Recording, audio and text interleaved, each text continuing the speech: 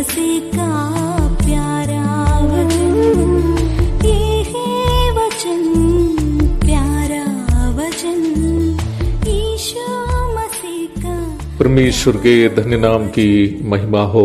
प्रभात मनन के सत्र 1566 में आप सभी का बहुत ही विनम्रता के साथ स्वागत करता हूं। आइए आज के मनन के लिए हम पढ़ते हैं तीमुथियुस को भेजी गई पौलुस की दूसरी पत्री अध्याय 3 पद 15। और बचपन से पवित्र शास्त्र तेरा जाना हुआ है, जो तुझे मसीह पर विश्वास करने से उद्धार प्राप्त करने के लिए बुद्धिमान बना सकता है। कल के मनन में हम ये देखे थे कि कैसे तीमुथियुस बचपन से ही पवित्र शास्त्र को जाना था। उसी भाग से एक और आध्यात्मिक तथ्य मैं आपके सामने आज लाना चाहता हूँ। प्रेरित पौलुस इस भाग में संक्षेप में तीमुथियुस को यह भी याद दिला रहा है कि पवित्र शास्त्र बाइबल की जानकारी से उसको मिलने वाला सबसे बड़ा लाभ क्या है। पद में हम इस प्रकार पढ़ते हैं, जो तुझे मसीह पर विश्वास करने से उद्धार प्राप्त करने के लिए बुद्धिमान बना सकता है। पौलुस यहाँ जो पवित्र शास्त्र का जिक्र किया है वो उस जमाने में पुराना नियम को सूचित करने के लिए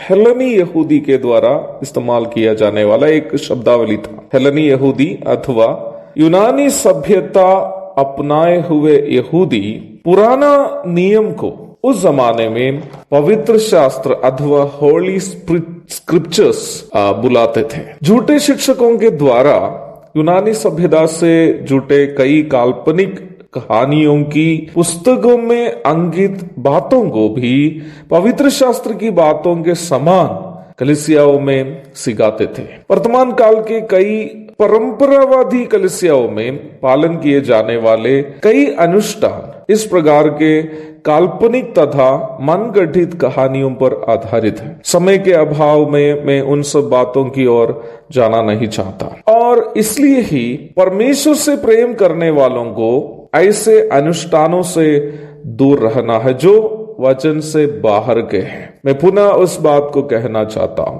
वर्तमान काल के कई परंपरावादी कलीसियाओं में ऑर्थोडॉक्स चर्चेस में किए जाने वाले कई अनुष्ठान मनुष्य के द्वारा तैयार किए गए अर्थात काल्पनिक तथा मनगढ़ित कहानियों पर आधारित है। इसलिए ही परमेश्वर से प्रेम करने वालों को उस प्रकार के मनगढ़ित एवं काल्पनिक अनुष्ठानों से अवश्य दूर रहना है जो वचनानुसार के नहीं है। तीमुथियुस की पहली पत्री अध्याय 1 पद 3 एवं 4 भी इस संदर्भ में आप पढ़ लीजिएगा। मनगढ़ित कहानियां यीशु मसीह पर किया जाने वाला विश्वास पर आधारित नहीं है, बल्कि मानसिक बुद्धि पर आधारित है। मानसिक बुद्धि पर आधारित बातें हमें स्वयं पर भरोसा करने के लिए प्रेरित करती हैं। वही पवित्र शास्त्र की बात है, बाइबल की बात है, हमें यीशु मसीह पर विश्वास करने से उद्धार प्राप्त करने के लिए बुद्धिमान बनाती है। यह पौलुस जिस उद्धार की बात कह रहा है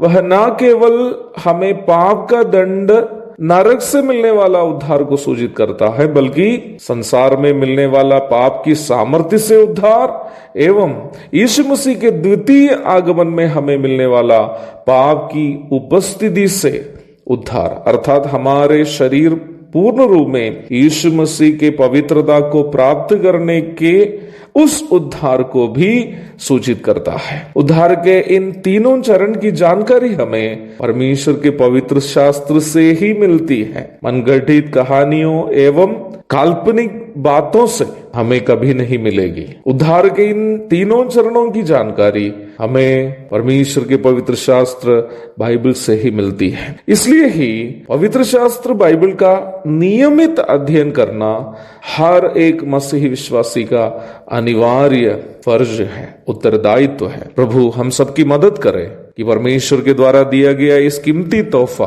पवित्र शास्त्र बाइबल का नियमित अध्ययन हम प्रतिदिन कर सके। एक और शुभ दिन की धन्य कामनाओं के साथ आज का मनन का मैं यहाँ पूर्ण विराम देता हूँ। प्रभु आप सबको आशीष दे, आमीन।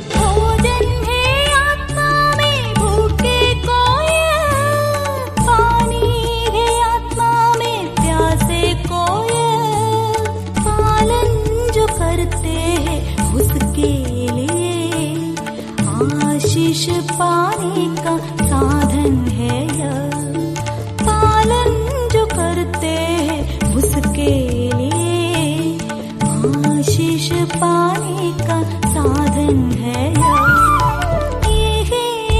वचन